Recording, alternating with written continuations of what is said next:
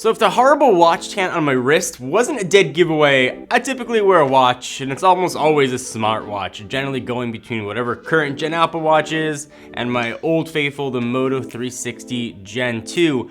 I've been using every Apple Watch, like I said, since the first gen. I've been rocking the fourth now for the better part of a week and a half, and I got some thoughts and opinions, and most importantly, should you buy one? If you want to see more Apple Watch coverage and all of our iPhone coverage we have coming up, be sure to hit the subscribe button and that bell. And by the end of this video, you will know if you should consider picking up the Apple Watch Series 4.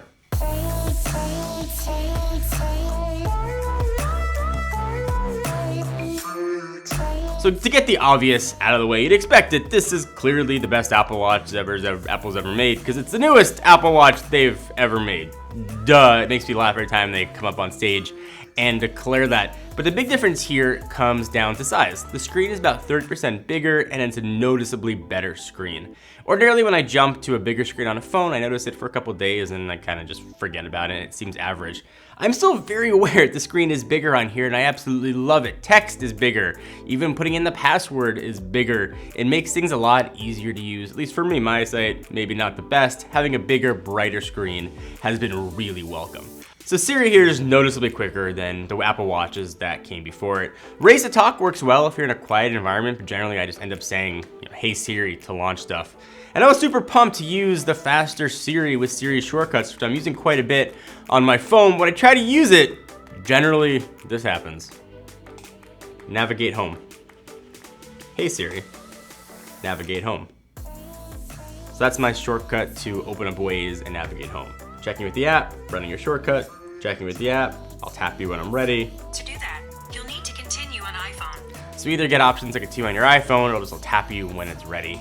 So even if the shortcut you created does work on your watch, you have to wait, it'll tap you when it's ready, and it's generally between 15 and 20 seconds after you issue the command for it to actually happen on the watch. You're better off just taking out your phone or doing whatever you're gonna do on your own. One feature I love that's not specific to the Apple Watch Series 4 is walkie-talkie that works on older watches. But what you do notice here is that the microphone and speakers are way better. There's a new microphone placement, you've got louder speakers, and it's a surprisingly useful feature to have. My wife wears an Apple Watch 50% of the time so we can communicate. I really like having that. On the Series 3, I couldn't really hear the speaker when I was outside too well. I can have no problem at all with the Series 4, so that's been pretty nice. Other small things have changed. It's ceramic now on the back. I've noticed no difference there. And it's also noticeably thinner, and that translates to about 20% less actual milliamp hours in the battery. But it's only really come down to about 5 to 8% less battery life for me than I had with the Series 3, so not a giant deal. And perhaps I'm just using the watch more to account for that battery discrepancy, but good for Apple for being able to shrink the battery size and keep the life almost identical.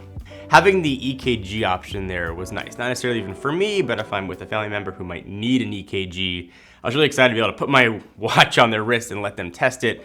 Unfortunately, that awesome feature is not available at launch, so can't really do much with that. And speaking of things that were surprising, and I was surprised that wasn't there at launch, there's fall detection built in. And you may have tried it. Maybe you bought a watch and tried to fall and get it to trigger. If you're under 65, it's actually turned off by default. You gotta go into settings and turn that on. And then I took some stupid falls to try and make it work, and it didn't work for me. But presumably, if I was to jump off a ladder and fall, it would turn on. Probably one of the biggest knocks on Apple products is that they're expensive, and the watch is no exception. It starts at $399 and goes way up from there. And it's an extravagant product. Nobody needs a smartwatch. I can say that unequivocally. If you like the features of having a smartwatch, I think this is the best one on the market. Some people getting notified on their wrist whenever anything happens is an annoyance. I've enjoyed it. I'm starting to embrace it, and I'm starting to learn through those limitations. I still really like the Apple Watch Series 4. I don't like it anymore than I did the Apple Watch Series 3, but it's clearly the best watch Apple has made.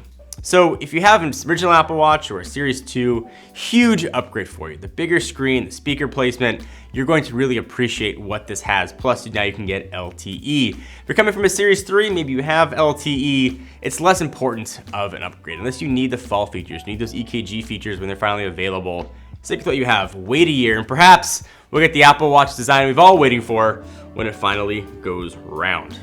So Apple Watch Series 4, when I'm using an iPhone, it is going to be on my wrist. I still really like it. It is not necessary. I can't pinpoint why anybody would need one, but if you're like me and you kind of just want one. It's obviously the best one Apple has made. But what's your guys' opinion on smartwatches in general? Are you excited to see what's next from Android and Google? I'm curious to see what they do. We're prime for a nice Wear OS update there, and I'm still hoping maybe Series 5 will go around. Let me know in the comments, give the video a thumbs up, we appreciate it. Until next time, I'm John Rettinger from Techno Buffalo.